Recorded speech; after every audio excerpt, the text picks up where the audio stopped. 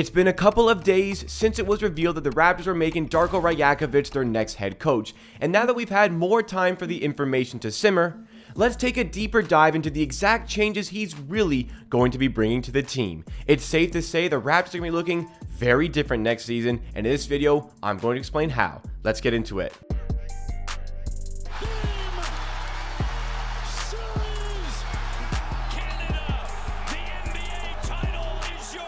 What's going on, everybody? Welcome to Amateur Hour Sports. This is a YouTube channel dedicated to Toronto Raptors content in videos just like this, as well as live streams and shorts. So if you like what you see from today's video, you want to see more content just like this through the offseason, especially as we get closer and closer to the NBA draft, then make sure you are subscribed to the channel and hit that notification bell as well so you never miss out on any of the uploads. Join the notification gang today. But the video today, we're talking about Darko Rajakovic and more on the specifics of the changes that he is going to bring to the team. Only on Saturday was it revealed that Darko Rajakovic was going to be named the 10th head coach in the history of the Toronto Raptors. And though we still don't have confirmation from the team at the time of recording, I think we can all agree on the validity of the statement here by Adrian Wojnarowski of ESPN. He has been hired to replace Nick Nurse, and oftentimes when teams are looking to shake things up with their team, when they're looking for a new coach, oftentimes teams really look for almost the polar opposite of a coach compared to what they had previously, and it really feels as though that's what they have here with Darko Rajakovic. If you want my initial reaction to this hire, I did a video yesterday which you can go check out, but for today we're going a little bit more in depth, as I said, on the specifics of Darko Rajakovic. In short, from the last video, we talked about the culture changing, we talk about the more developmentally driven coaching style that Darko Rajakovic possesses, and also we spoke about how the offense is going to change, and that's one of the biggest things. In fact, that is the biggest thing that is going to change about this team, so stick around before we get to that point of the video. As far as the culture, it really felt as though this season, the most recent season for the Raptors, we had a lot of disconnect between the players and the coaching staff. Oftentimes, Nick Nurse would go to the media to call out his players, and I always felt as though Nurse wouldn't say anything to the media that he wouldn't say to the player in the locker room, in practice, anywhere. It felt like Nick Nurse going to the media to bash a player, maybe sometimes too harshly. It felt to me like this was a last resort sort of thing. They've tried to drive it in practice. They've tried to drive it in sessions in practice, all these things, and it just wasn't resonating with the player. So the last resort, go to the media, call him out, and hopefully that wakes him up. But reports have come out in the last couple of weeks that were suggesting that this wasn't the case. Nurse would often go to the media with information that he never even conveyed to the player in any sense whatsoever. So it felt as though there was a disconnect with the team. I don't feel as though there were massive locker room issues, but many people felt as though Nurse had lost the team. I wouldn't go that far, but culture wasn't there this season. The culture that had been such a humongous part of the team for the better part of a decade. The culture of unity between the players. It felt as though it was a group of players who always felt that they were counted out, that they were underdogs, that they were fighting to prove people wrong. And that culture really resonated with the fan base as well. But there was such a big disconnect this season from the players to the coaching staff, from the team to the fans. Nobody knew what the team was trying to do. Maybe even the players didn't know what they were going out there to do. Maybe some felt like they were going out there to lose games because people wanted to tank. Maybe some felt as though they were going out there to win games. They wanted to compete at the highest level. There was such a big disconnect. And what we've seen from Darko Rajakovic so far, so many of these Memphis Grizzlies players that were a part of his team over the last few years,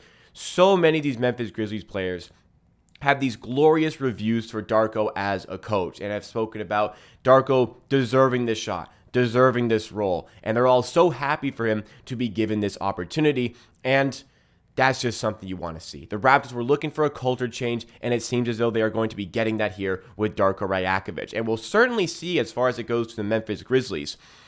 Darko Rajakovic, I mean, he did a wonderful job with that team's offense 100%.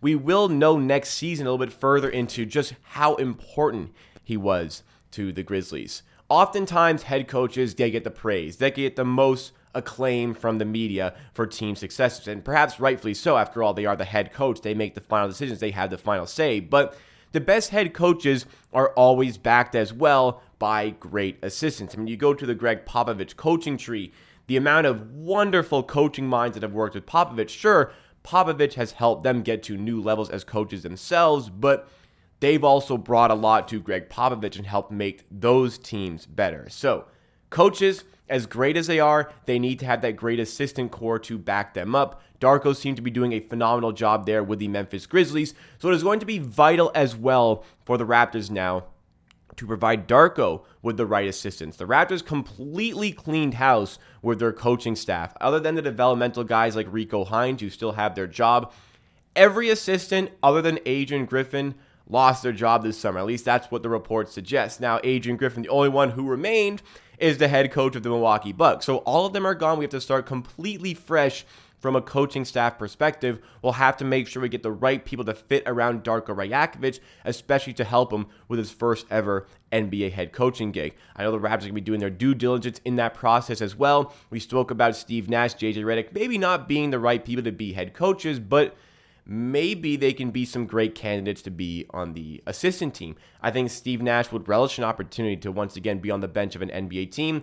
JJ Redick, I feel like he won't give up the podcasting stuff to do this, but certainly is somebody to consider as a possibility for this team that I think could help us out in certain ways. So Darko Rajakovic really seemed to be the architect of that Memphis Grizzlies offense. So as that offensive architect, what is he going to be doing to help reconstruct this broken Toronto Raptors offense? We'll see exactly what sort of players he's going to be working with as far as, hey, are we going to keep Fred VanVleet? Are we going to try and sign and trade him? Maybe he leaves for free. Are we going to keep Siakam? Are we going to keep OG Anunoby? There's so many players that could leave in the offseason. We don't know exactly what direction the team is going to be going in. However, he is still going to want to implement his offensive philosophies and instill them within the team. What are those going to look like? Well, it's going to be very different than what Nick Nurse did.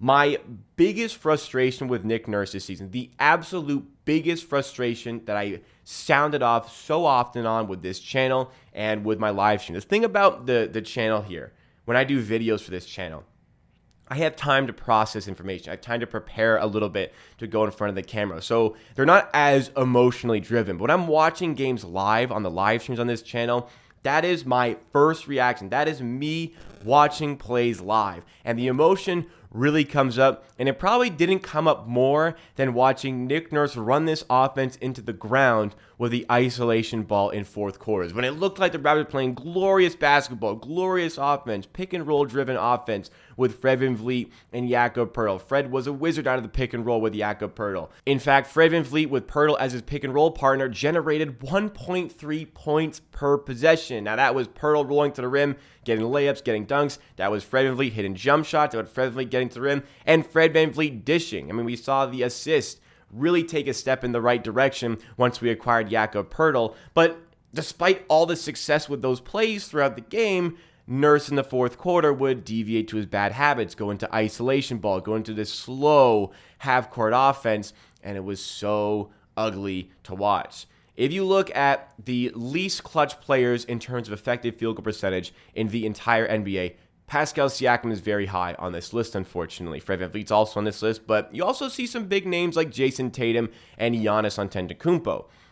What we learn from this list is that isolation offense in the fourth quarter doesn't work and is very inefficient. We saw it with the Boston Celtics in the most recent playoffs as well when they got eliminated by the Miami Heat, consistently losing games in the fourth quarter. We saw it even with the Milwaukee Bucks in the first round against the Heat, consistently losing games in the fourth quarter. And how about the Raptors? The amount of blown fourth quarter leads. We can go specifically to the play-in tournament game where the Raptors couldn't buy a bucket in the fourth quarter because it was so bogged down by the isolation-driven basketball. Well, we're going to get a breath of fresh air with Darko Rajakovic because his Memphis offense ran the least amount of isolation possessions in the entire NBA in his time with the team. In fact, in the 1 year he spent with the Phoenix Suns, that team also ran the least amount of isolation possessions in the NBA. So we're going to see some major changes to this Raptors offense, and these changes are definitely going to be for the better. We have the players to be able to play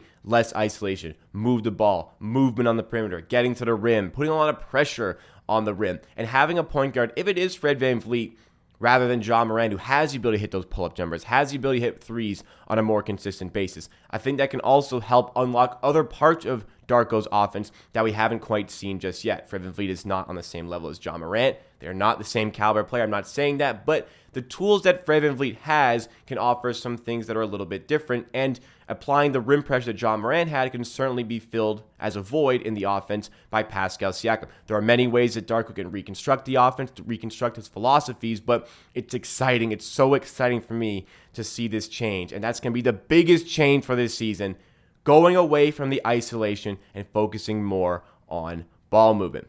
But if we're going to go in this direction, which is a great direction, if we're going to go in this direction of half-court driven offenses, moving the ball around the perimeter, looking for the right shots, if we're going to go in this direction and the Raptors want to push winning, or even if they don't want to push winning, if they want to push going in a different direction, if you want to see success with this system that Rajakovic seems to want to implement everywhere he goes, if you want to see success, you have to put the right players in there for him to use. You can't just go out there and not have enough shooters. I mean, this season, sure, we had some issues with the offense. There was some issues certainly with Nick Nurse as a coach, but there's also an issue with the personnel on this team, not having enough shooters. And in this offseason, if the Raptors aren't going to add in at least 2 movement shooters to the roster, they are going to significantly struggle again to create great looks in the half court. You can give Rajakovic the tools to implement what he wants to implement and put the team in place to find success, but you have to give him those tools. So the onus here, we have our coach now. We're about to make our selection in the draft. We'll see what that looks like. Hopefully it's point guard Cason Wallace. We keep talking about him. Hopefully maybe there's some other point guards on the list that we could certainly look at in this position. But ultimately, the Raptors really like what they have here with Darko. They like the developmental aspect, they like the culture change, but they also like the offensive tactics. Every coach that they were seriously considering had that in common. They had a very tactical approach to their offense. They cannot execute this without the players they need at their disposal. So the onus now, after the draft, is going to be on Masai Ujiri to put the right players in place for this to be successful, because it excites me how successful this can be, and it really excites me what the future of this team will look like with Darko Rajakovic as the head coach. What do you guys make of this? Where do you think the Raps can go in free agency to find the shooters they need? Let me know your thoughts and opinions in the comments down below, because that is it for me for today. Thanks so much for watching this video, guys. If you did enjoy, please make sure you hit that like button and subscribe for more Raptors content just like this. With the NBA draft approaching, lots of videos on the way, make sure to have that notification bell turned on so you never miss out on an upload, and I'll see you again next time for another video.